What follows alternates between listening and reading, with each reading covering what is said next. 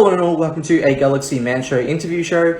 So for my very first guest today is this incredible actress known by the name of Carolyn Koskan. She's been in such an incredible musical and other projects. So I'm about to add Caroline into the live now and have a chat with Caroline about her previous projects that she's been in. So yeah, let's add Caroline in and have a chat with Caroline. Hello Caroline, it's a pleasure having you on, by the way. No, it's all good. And here. Well, I wanted to use my lovely big Surface Pro. Yeah. But, technology is not always all our fun. I learn something new every day for sure. Yeah. But now I want my hands to be free. So let me grab this from my studio. But I never did on my Studio Pro see the invite. So yeah. I don't know. It's new. It's a new thing. Yeah, I mean, between Google Meets and Instagram and Facebook, and now there's the breakout rooms and stuff. Yeah. Okay, this works. Awesome. Well, okay. as I said before, it's such a pleasure having you on my show, Caroline.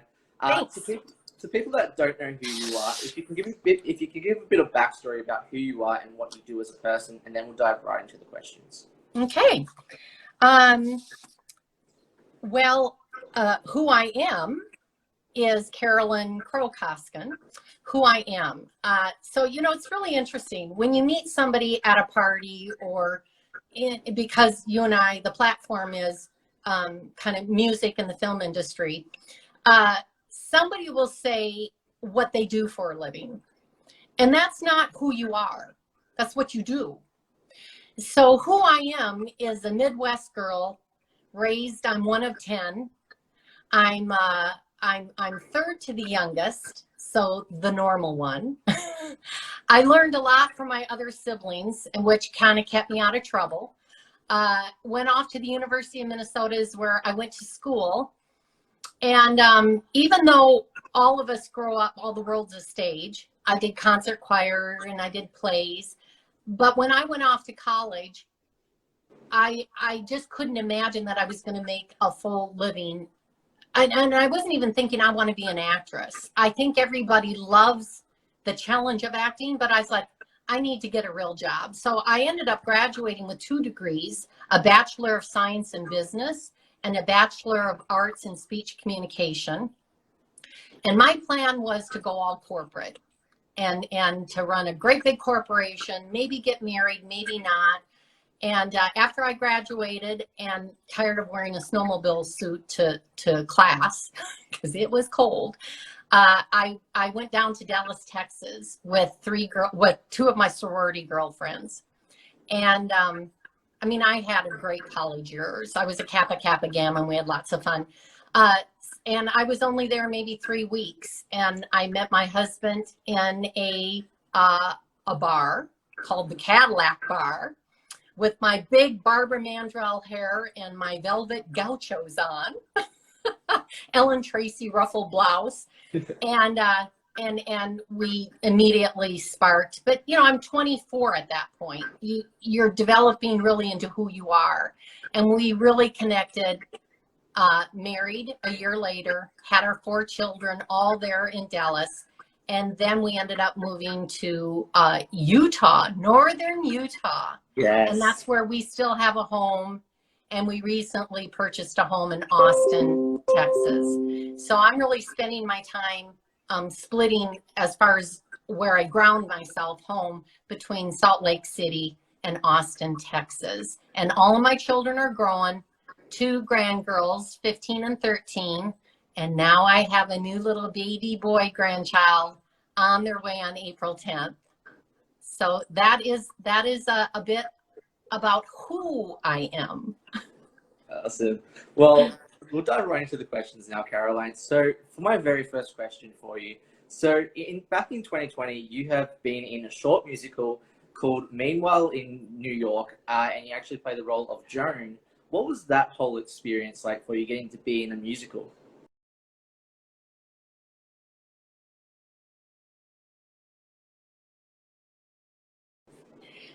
Really, really fun, because a musical would be a new audience for me. Most of my resume is dramatic, and I have some other goals with other arenas. But the musical, because I do sing, is a whole different, would be a different audience for me. And so I was attracted to it. When the script was sent to me, sometimes you just get your sides and you're like, well, okay, I'm going to figure out who I am and do my backstory. But when I received a call back, they were generous enough with my manager to give me the whole script. And what I loved was the story. And I loved my character.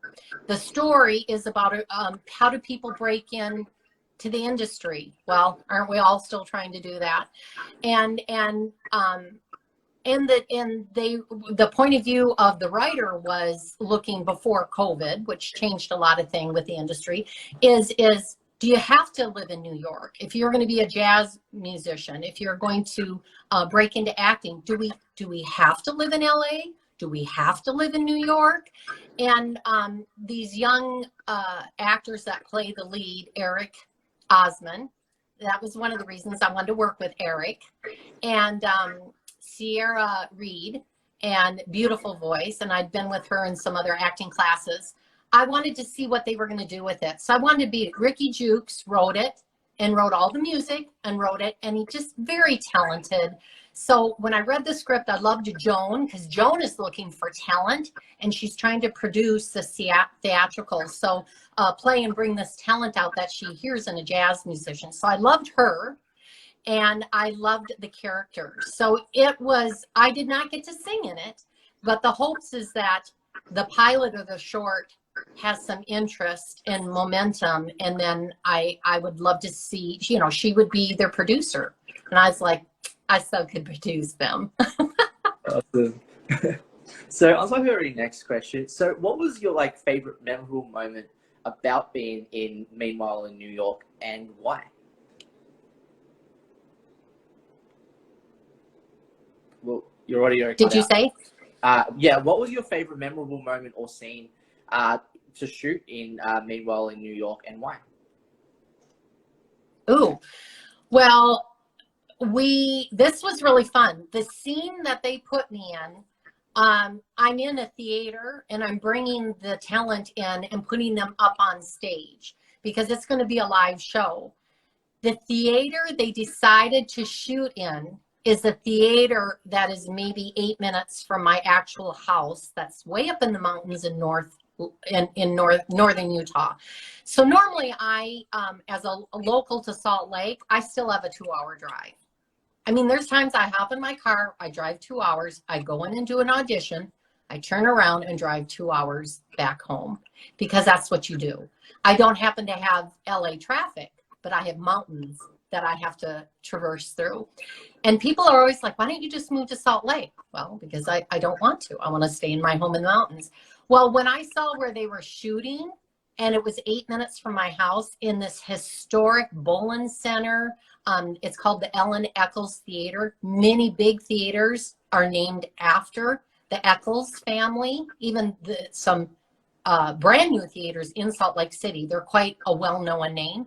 That I was going to be able to shoot in this building that I go and watch opera, and I watch beautiful plays, troops that come through, and I get to film in there, and you could feel the energy. I mean, it's over 100 years old, and you could feel the energy. And so that's where they shot all of my scenes, and it was kind of like bringing it home.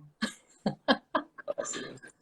So on to my very next question. So you have also appeared in a drama series called The Proper Manners, and you actually played the role of Margaret in Proper Manners. What was that whole experience like for you?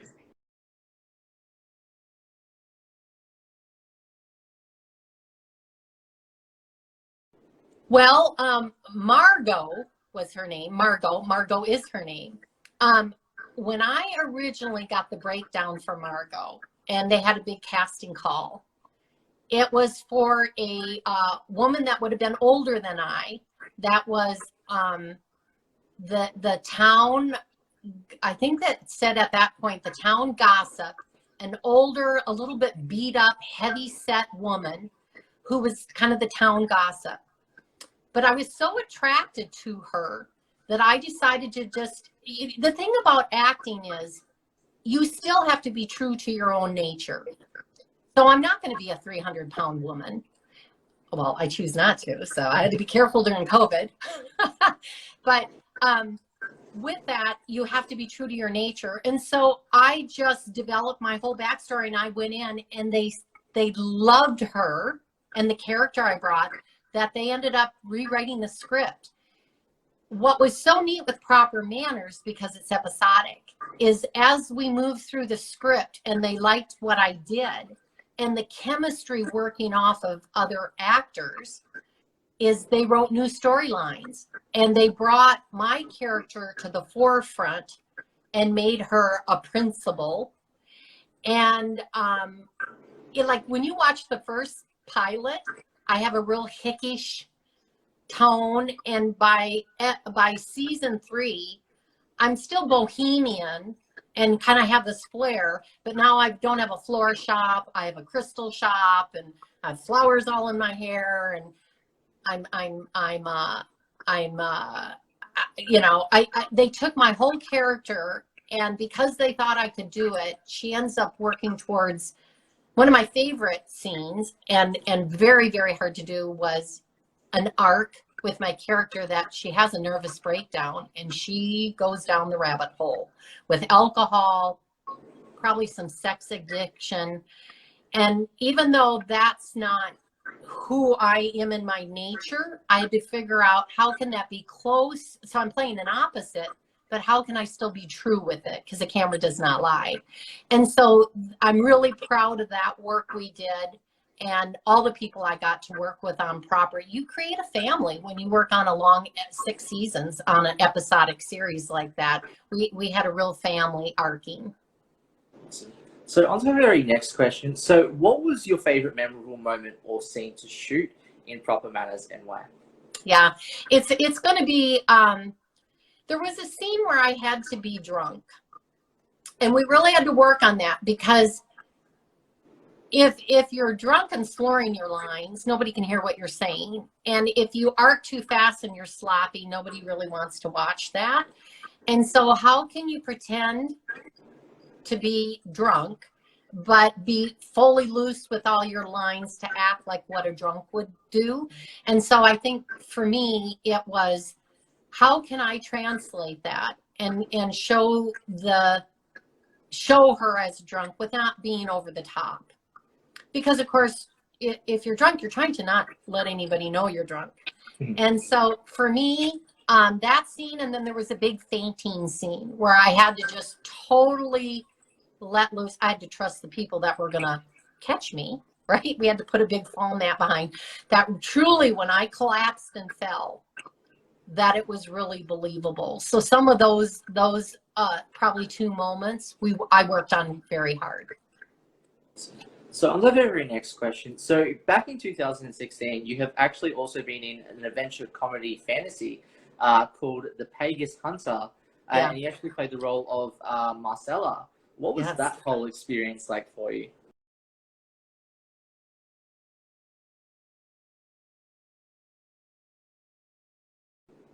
Well, Lucas Millhouse, who is a treasure, and took this story. When he reached out to me, I don't think I had worked with him yet. And so, of course, as an actor, I was like, what's the breakdown? You know, can I see the whole script? And he hardly sent me anything. And it made me very nervous. And I kept texting him, am I getting something? You know, what's the look you're going for? You know, and he was very loose with it. And what Lucas decided is this was going to be a mockumentary, and that he wanted to take his lead, Jason Wild, is an improv artist. He does improv on stage, is very good.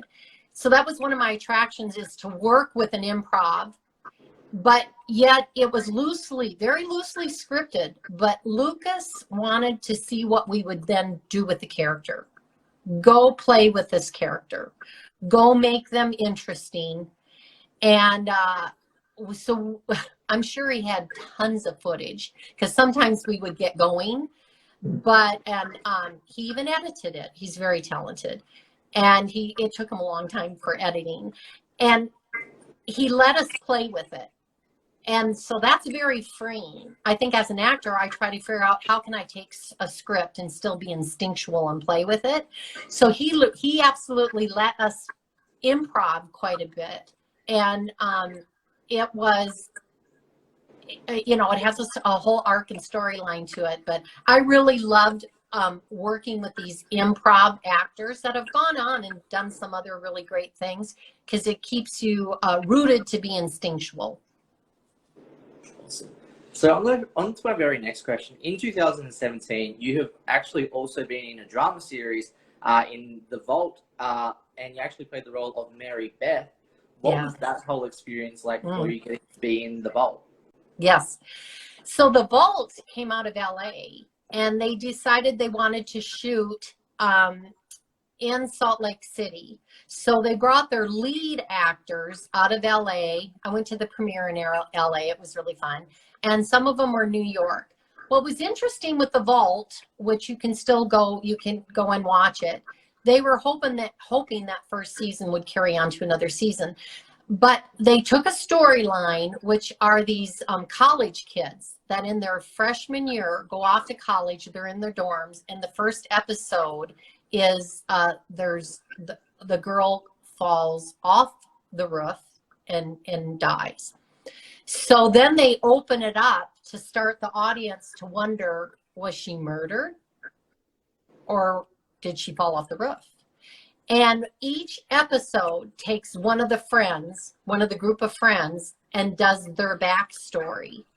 And so I don't show up to episode 6, but what's interesting is I'm a God-fearing mother, and I come to school on Back to Parent Week, and I surprise with my husband our child, and her name is Chris, but we're in the dorm, which is a unisex dorm, and her God-given name is Christine. So of course I call her Christine.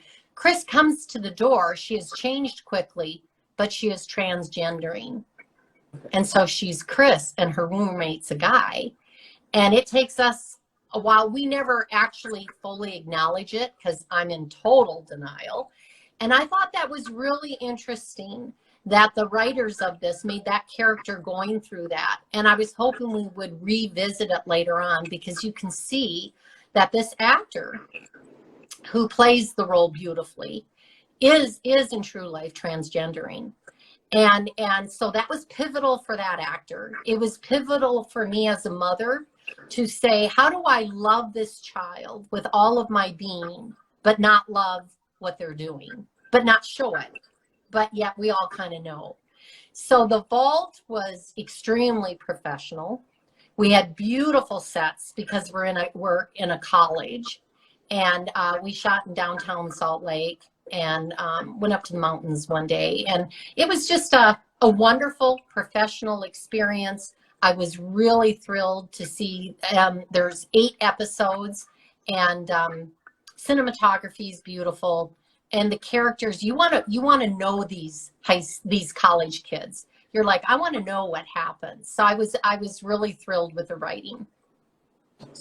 So on to the very next question. So you have actually in 2015 been in a drama called Just Let It Go, and you played the role of Marilyn. What was that whole experience like for you, getting to be in Just Let It Go?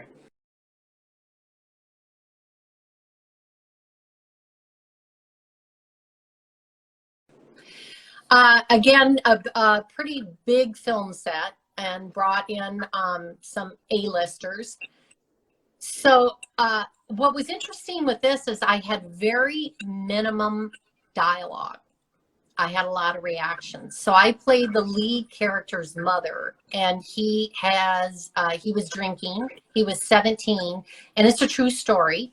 He hits head on a family, and the father lives, but his wife is sitting beside him, and she's pregnant, and she's killed, the baby's killed, and one of the other children. He is left with the other 2 children.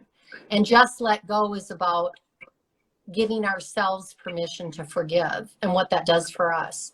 So I'm the mother of the boy that has killed these children. So of course I feel horrible about that. But again, instinctual, who do I want to protect? My son. Mm. And so all the courtroom scenes, I can't just start crying. She's trying to hold it together. So it was, the challenge in that one was, how do I emote and show my feelings, because I have no words. The camera just comes on me and they say, how are you reacting to that? Because I mean, acting is reacting. So we don't necessarily need the words, but I had to show in depth without overreacting, and how to stuff it down, and how, so I was really happy with how that turned out. That people got it pretty quick what was going on, that maybe I was angry or mad, but am I angry at my son or angry at the person that, you know, creating the dialogue in the courtroom? And so it was a great experience. Again, a very, very professional set. Christopher Clark was just fabulous, and that was a lovely booking. They actually had seen some of my other work, and it was a direct phone call, just a phone call. We want you to play this role. So that's always a lovely compliment. Awesome. So on to our very next question. So who inspired you as a person to get into acting in the first place? Like I said earlier, I think all the world is a stage, and I never said I'm going to go be an actress. I was like, I'm going to go get, you know, I worked for IBM for a while, so I'm going to get a job and pay the bills. In 2006, we were in Utah, and they were doing the first feature film series, Species, with Ben Kingsley. And they were shooting in Salt Lake City. And I thought, you know, it comes in the newspaper, and I was like, this sounds interesting. I did not have representation. And I went to a quick casting call, and I got cast to be the clerk in the grocery store. So when I came to set, I knew where that grocery store, it was just an old little train station grocery store that they had closed down. And when I saw the money that went into refurbishing this place for that 4-minute scene, and then working with Ben Kingsley and paying attention on set, what's all going on, I stepped back. That was my very first booking. And I stepped back and went, wow, this isn't only show, this is business. So with show business, my eyes were opened to the work that these actors and then everybody else, location shooting, the set design. I was like, okay, you can't take anything for granted how they shoot a film. It was eye-opening to me. I did not go forward with representation. I was not impressed what was available to me at that time in Salt Lake, and I wasn't willing to move to LA. And I've got to, you know, I'm not 18 and just starting out. I was like, well, you know, what lane am I going to be in? And it wasn't until, actually that was 1994. It wasn't until 2006 that I went back and got an agent. And then really, my first really big film was Bonneville with Jessica Lange, Joan Ellen, and Kathy Bates. Now, I was a photo double and a stand-in. I did both, but I was on set 28 days. And did I learn a lot? Yes, I did. I never wanted to do a stand-in work again. Good Lord, they do a lot of work, a lot of standing. But did I learn? Because I'm right there with the actor, right? Step in, step out. I'm right. I pay attention. And so from then on, it was all go. After 28 days on location and I traveled with them, I said, I want to be involved. Awesome. So on to the very next question. So what have you learned about yourself as a person, like especially during COVID?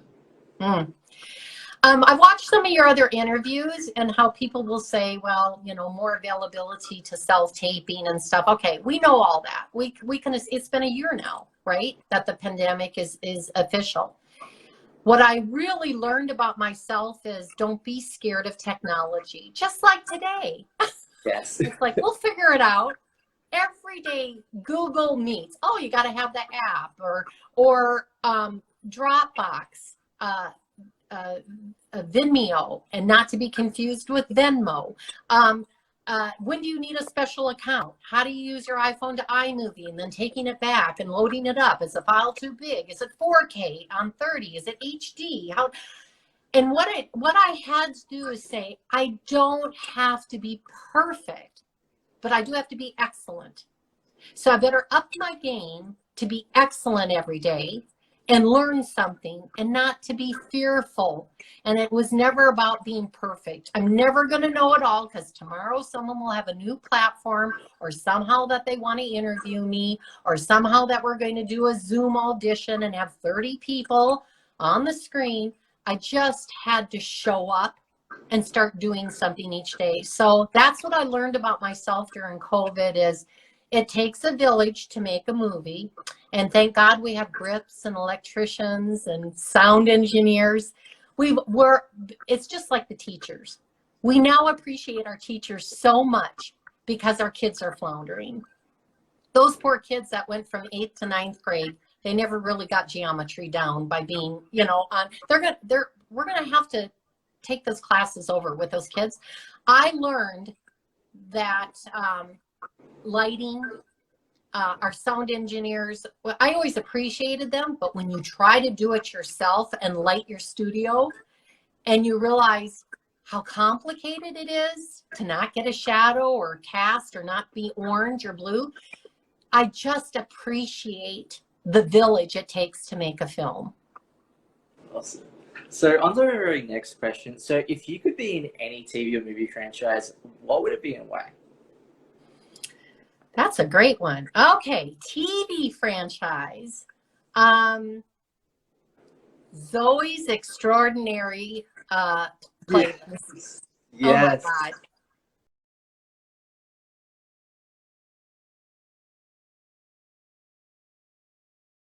Oh, such a good musical series. Because not only is it comedy, it's completely paired with dramatic drama themes. Really critical.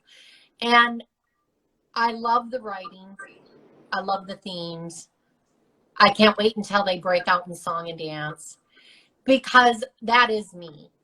Anybody can tell you if I'm out running and they see me on the street and I've got my music on, I skip, I hop, I jump, I go through a playground. I try to do the monkey bars. You got to stay really playful in life. And so I love the playfulness of it and the full on breakout. I mean, they're so incredibly talented. So that I would love to be on there. And I would say for a franchise, a movie franchise, it would have to be Indiana Jones. Something on Indiana Jones. I mean, Harrison Ford. My son's middle name is Harrison. That's so cool. So, I can appreciate Star Wars and but Indiana Jones, because that's my era when it first came out. So was Star Wars, but it would be Indiana Jones. Awesome. That's great choices, I have to say. Yeah. So on to our very next question. So what are the positives and negatives into the whole acting industry, and how do you get through those negatives as a person? So how do you, so if I'm going to, with the positives, it's challenges you. You're never done. You don't learn the craft and then you're done. If I'm going to go out and run a marathon, I don't just show up Saturday and go run a marathon. You train for it. It's the same thing with acting. You're always training. You're always getting more instinctual. The next person you work off will bring something very different. There's always new ways to bring things out of you. So the positive is the challenge to show your character without being showy, and to emote feeling. So that's the positive. And just working with creative people, right? People that are working as hard as you, that want to be there. The negative is forecasting what it's going to be on set that day. All I can do, and I don't know if that's a negative because that's a good challenge. Let's go back to finances. The negative is I go and do my work. I may be on the cutting floor. I go do my work and it might not look great on screen. I go do my work and the film sits in a can. I go do my work and doesn't get great reviews, but maybe it wasn't my work. Maybe it was the film and the rest. I'm powerless. So if I go in and act, I'm powerless unless I'm executive producing or have something in my contract. I'm not at that level where I get to say, let's do a do-over that day. Let me see the dailies and I want to fix that. Jessica Lange can, but not me. So that would be a negative. I think the other one is you just don't know, especially today, what is going to be an audience catcher or not. You just really show up and do your work, and then you have no control. Maybe the other lead was a blonde, so they're not going to pick me.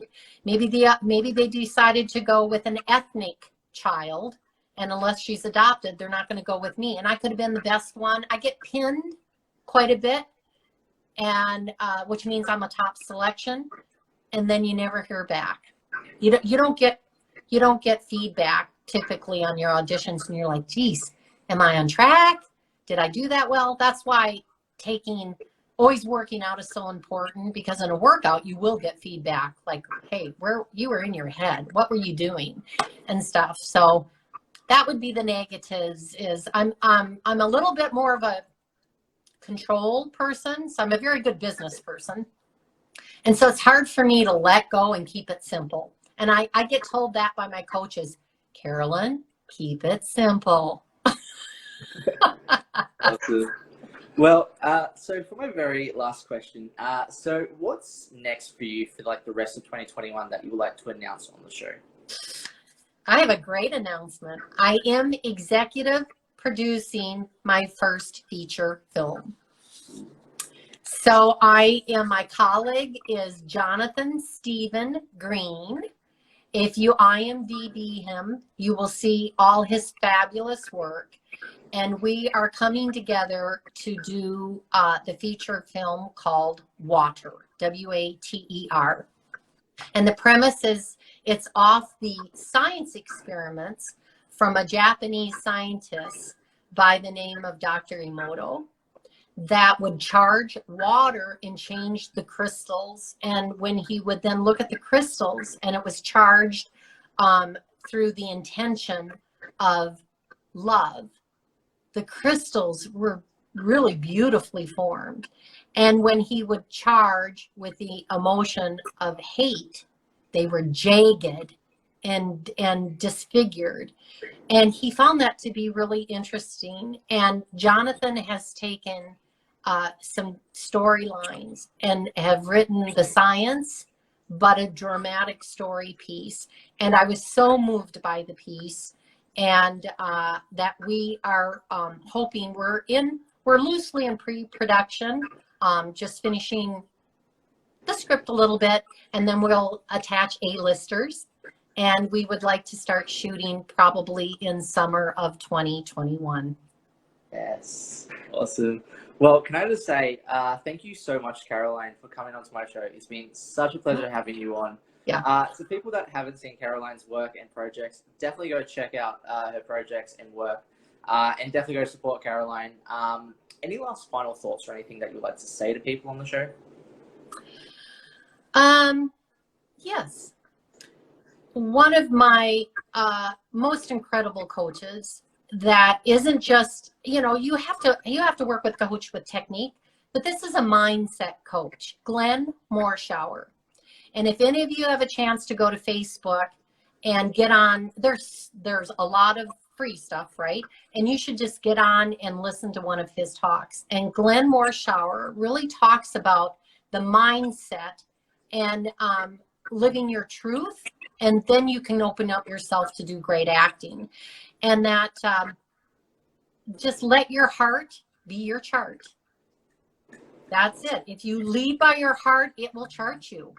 But if you're in a bad place, I learned that the hard way. I had something happen right before going into an audition. I was like, oh, I can brush it off.